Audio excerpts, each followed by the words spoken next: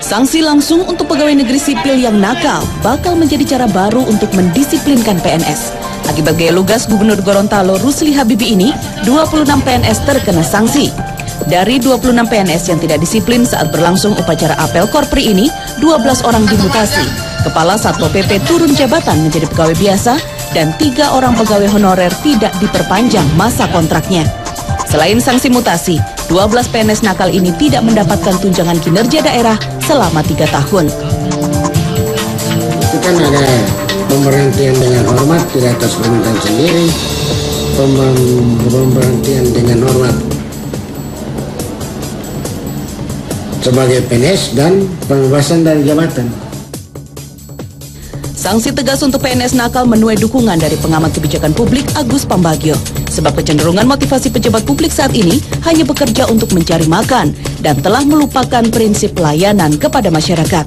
Hukuman disiplin dan pemecatan hendaknya juga berlaku pada semua tingkatan level jabatan pada pegawai birokrasi yang tertinggi, bukan hanya pada PNS tingkat rendahan. Tingkatannya, kalau dia pegawai negeri PNS, dia harus ikut aturan yang sudah ditetapkan, tidak pandang pangkat. Seharusnya semakin di atas, semakin dia harus lebih berat hukumannya kan, karena dia yang bertanggung jawab.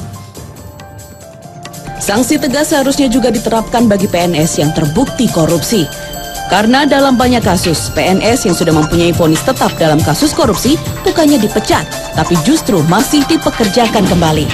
Mantan Sekda Bintan, Azirwan misalnya, sekalipun divonis 2,5 tahun dalam kasus suap alih fungsi hutan lindung, Azirwan tetap dipekerjakan kembali sebagai Kepala Dinas Kelautan Perikanan Kepulauan Riau. Artinya, selama dalam proses persidangan hingga masa tahanan, status Azirwan masih sebagai PNS aktif. Perlakuan istimewa terhadap koruptor memang bukan cerita baru di Indonesia. Di mata hukum, tidak selalu sama. Di Indonesia, pejabat mampu membeli kebijakan, termasuk dalam hal penegakan hukum sendiri.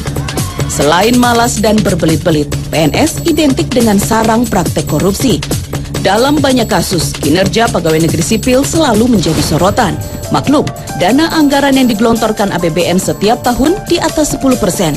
Alokasi belanja pegawai pada 2013 direncanakan mencapai 241 triliun rupiah. Gaji untuk PNS ini naik 13% dari APBN 2012 yang hanya mencapai 212 triliun rupiah saja. Tim Liputan Trans 7.